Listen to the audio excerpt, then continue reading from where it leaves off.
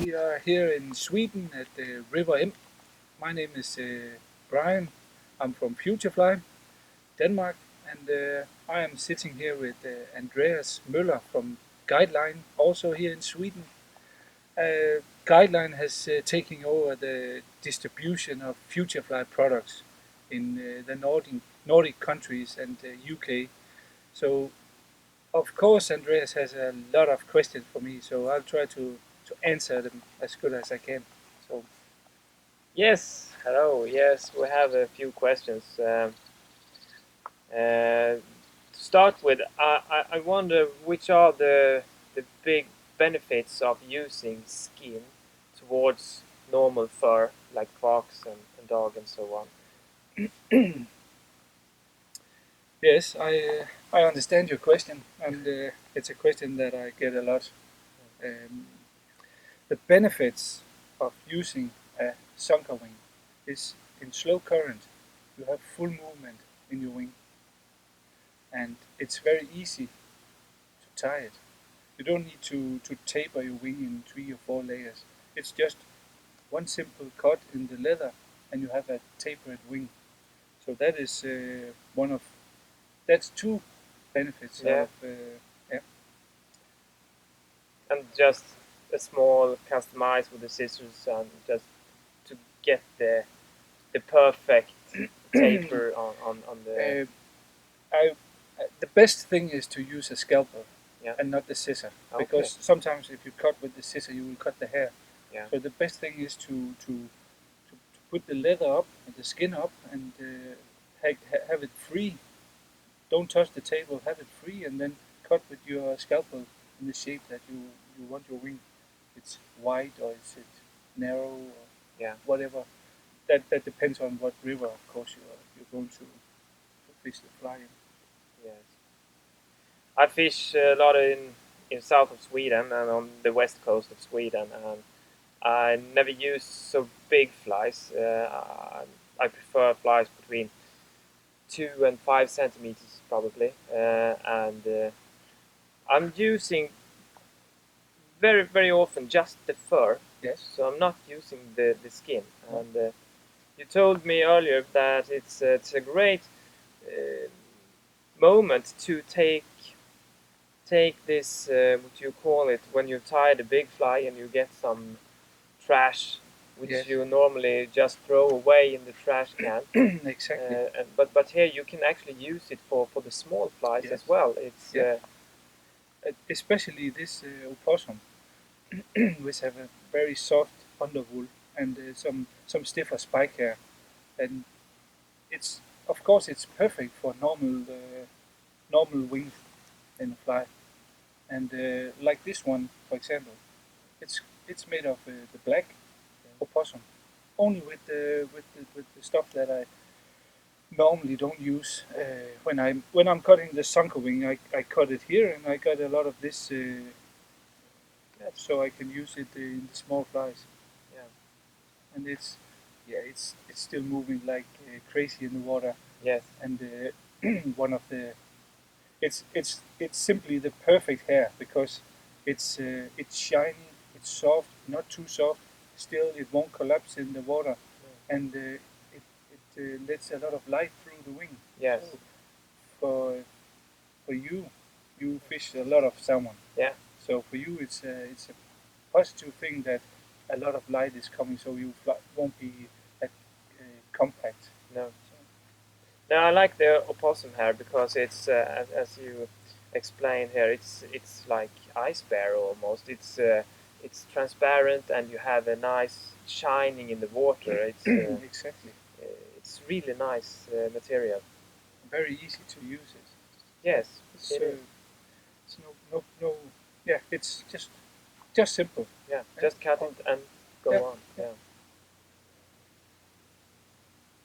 Well, you have some different flies with you, and we have this one is made of a big. Yeah, this is a color we call autumn superior. Yeah. And it's American opossum. It's like a Yeah, you can call it a banana fly. Yeah. Something. It's extremely efficient. Yeah. In the northern part of Sweden, Yeah. this must be a killer. Probably, Mhm. yeah. And in River on the springtime Yes, for yeah. spring sea trout. On sunny days, this would be very good in the springtime. Yes. And yeah, here we have a full-blooded sea trout fly. It has a little bit of green and blue and a little bit of red and black, so it's just perfect. This is made of another type of skin we have in FutureFly. It's called ondatra. Ondatra, yes. We had and since this is in English, we can explain why we call it ondatra actually, because it's a funny story. Yeah. We had for years ago, me and my friend, we were fishing here in River M. We caught a lot of fish on this type of skin, and then we decided to take it in FutureFly, and we called it red because it is a muskrat. Yeah. And when we launched it in Sweden and Denmark and Norway, we had no problems. People were loving it. They bought a lot of it. But when it came to UK, we couldn't sell it in UK because people they were saying to us, they told us, red, we can't use red.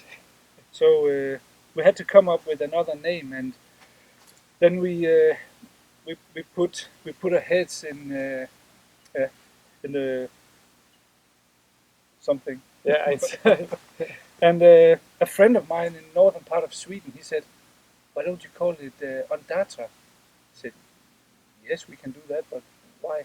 It's the Latin name of muskrat, oh, so that's why it's today it's ondatra." And now the Englishmen love it. they just Yes, love it. Yeah. they just love it. So what's the big difference between opossum and ondatra if Yeah. you just compare it? Yes. So why should I use ondatra or opossum? That's a very good question. Let's start with the opossum, Yeah. because we've been talking a lot about the American opossum. Yeah. One of the reasons is that it allows more light to come through the wing when you are making a sunken wing, because there's more space between the hair, and so it lets the light come through it. And on Datra muskrat, it's more compact, so there's no light coming through the wing. It gives a very good silhouette up through to the sky. So when you're fishing sea trout, they love a good silhouette. Yeah. So that is one of the difference between ondatra and opossum. And of course you can fish sea trouts with opossum, but when you're fishing in the dark hours, then good silhouette up to the sky is perfect. Well, for us, when fishing in the darkness, it's probably a better choice to go for ondatra on the flies for sea trout. And Yeah, so, absolutely, yeah. because you can also the benefits by using ondatra is you can make it a little bit longer, Yeah. and more narrow in the tapering. Yeah, okay. So Yeah. it will be like a more movement in yeah. it. If you make it long, like this, you will have to make it very wide from the beginning, and then it's maybe a little bit clumsy for sea trout fishing. Yeah.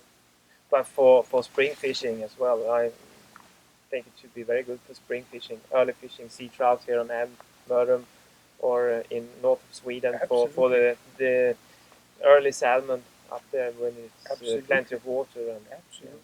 When we introduced the ondatra, the first spring we were fishing here, we caught I think my friend and I we caught around 20 sea trouts in 3 days.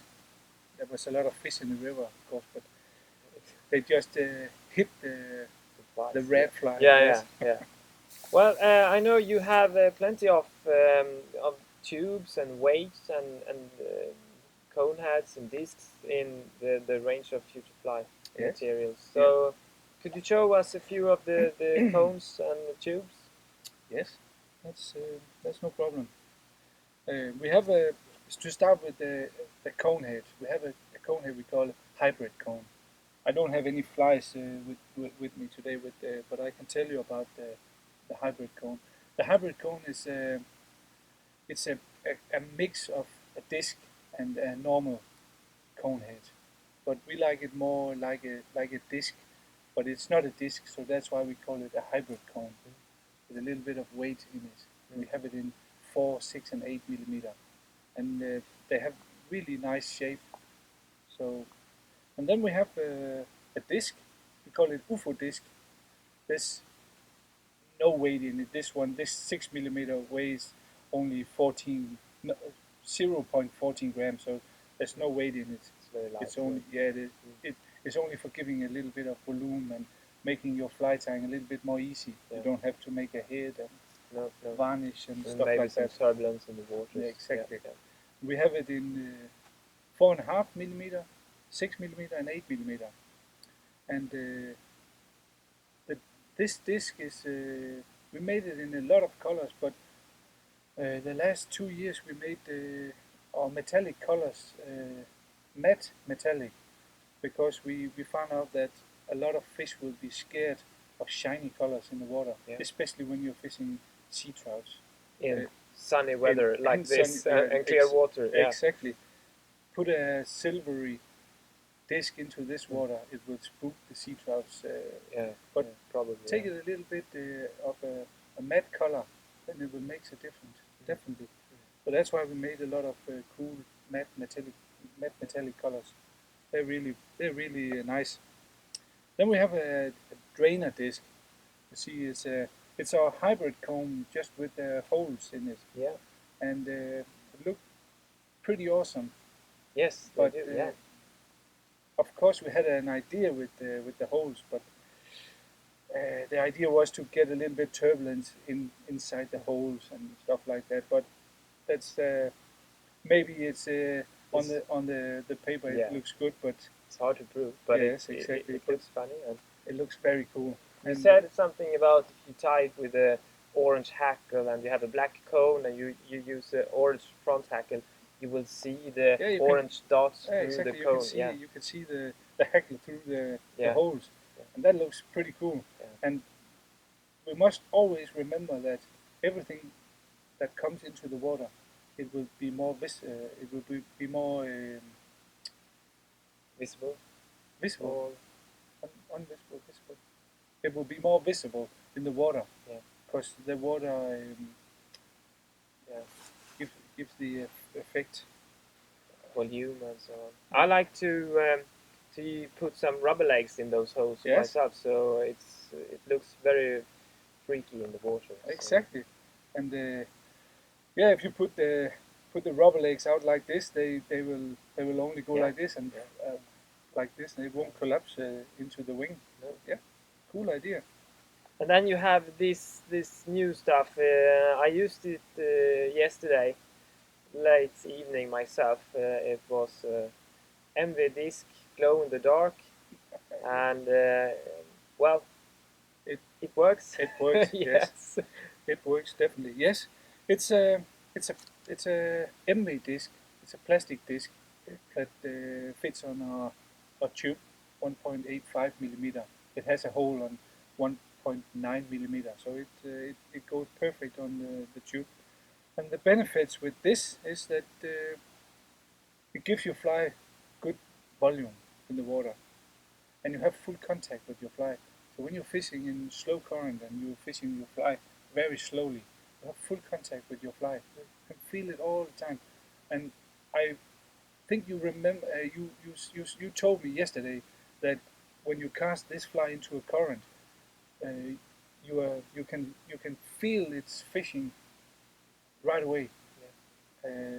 Sometimes if you don't feel it, you know that you didn't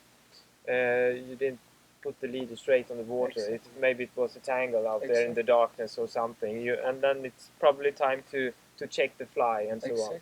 So that's really good. Yes, and we have it in clear and we have it in black and some fluo colors. The latest addition was the glow in dark, which has proven to be very, very, very efficient sometimes. Yeah. Yes, we saw it last night when you Yeah. the sea trout.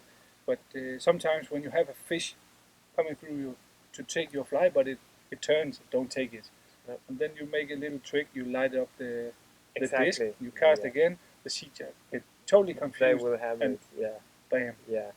But I noticed, I tried a few last year, and I noticed that you need some weight on the tube to balance everything in the water and balance up the hook, which is in the back end of the fly. So I received some small tungsten tubes from you, which Yes. was just awesome. Yeah. They just perfect. That's we think a lot about it in FutureFly to make our flies better. Yeah. And normally we use brass beads or US tubes to make some weight in it, but it's very bulky, and I want the weight to get as as up to the front of the fly as possible, because it gives a good balance to your fly. And with this one is made with the 2 millimeter tungsten. It just gives your fly the right movement in the water. Yeah. It won't go like this. It will stay like this. Yeah. So that's good. And also when you are fishing these small currents where you want your fly to fish right away, it's good to have a little bit of weight so it won't make a V before it starts fishing. You want it to go down and fish right away. Yes. So that's perfect. And the 2 millimeter tungsten is perfect for these small flies. You want to make them nice and streamlined. You don't want them bulky and stuff like that. So Thin body. And exactly Yeah. for clear water, low water, like today. So that is very good to use these tungsten tubes in 2 millimeter, and we made them also in 4 millimeter, and a 6 millimeter would come for the spring fishing. I think you have to send a few packages up to the office in Sweden. Yes, to Yeah. test it. Yes. Yeah. Well, thank you. Thank you. I'm happy. It's been nice meeting you here Yeah. at Riverham.